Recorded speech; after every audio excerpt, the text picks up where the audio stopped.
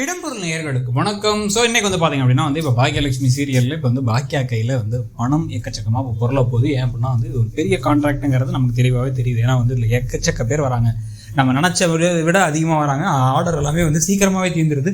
6 மணி 5 மணிக்கெலாம் வந்து நம்மளோட ஜாமான்லாம் தீர்ந்துருது அப்படிங்கிற அளவுக்கு வந்து அவங்களுக்கு வந்து இது வருது. அதனால் வந்து அடுத்தடுத்த நாளைக்கு வந்து இன்னமும் வந்து அளவு அதிகரிக்கிறாங்க. இதில் வந்து பணம் எக்கச்சக்கமாக உள்ள பொருளை போகுதுன்னு வச்சுக்கோங்க.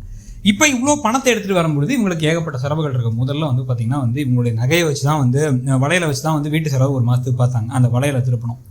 அந்த பாண்டிச்சேரிக்கு சமைச்சதுக்கு இன்னும் காசு கொடுக்கலனால நம்பவே முடியாட்டி கூட சரி ஓகே அந்த பணத்தை கொடுக்கணும். இன்னொரு பக்கம் வீட்டு செலவுக்கான காசை கையில் எடுத்து வச்சுக்கிறது மட்டும் இல்லாமல் இந்த மெஷினை விற்று தானே எல்லாம் பண்ணாங்க. அந்த மாவரைக்கிற மிஷின் இவங்களுக்கு வேணும். ஏன்னா மாவரைக்கிறதுல இவங்களுக்கு பேர் வச்சுருந்தாங்க. அந்த மாவரைக்கிறதுக்கான மிஷின் வாங்குறது, புதுசாக ஒரு இடம் பார்த்து ஒரு ஆஃபீஸ் போடுறது, இத்தனை செலவுகள் அவங்க கையில் இருக்கும்பொழுது பணத்தோட கையில் இருக்க பாக்கியாவை பார்த்து கோபிக்கு இவ்வளோ பெரிய பண பிரச்சனை இருக்குது, பெரிய அவமானம் ஆகிப்போச்சு. பாக்கியா எனக்காக ஒன்று பண்ணு, பணத்தை மட்டும் இப்போ கொடு, அப்புறமா அவன் தருவான், கோபி தருவான், கொடு அப்படிங்கிற மாதிரி ஏதாச்சும் வந்து அந்த கிரெடிட் கார்டுக்காரங்க வாசலில் நிற்க ராதியா கடுப்பிடிச்சிங்கலாம் மனுஷனா அவனுக்கு நான் ஏன் பணத்தை கொடுக்கணும் இப்படி என்கிட்ட போய் சொல்லி ஏமாத்திருக்கேன் ஏன்னா அவன் கடுப்பிடிச்சிட்டு இருக்கும்பொழுது பாக்கியா சொல்ல வேண்டிய வார்த்தை இப்படி கேட்டால் வந்து நான் தூக்கி கொடுக்குறேன் உங்களுக்காக கொடுக்குறேன் அத்தை அப்படின்லாம் இல்லாமல் அவ்வளோதான் உங்களுக்கு மரியாதை.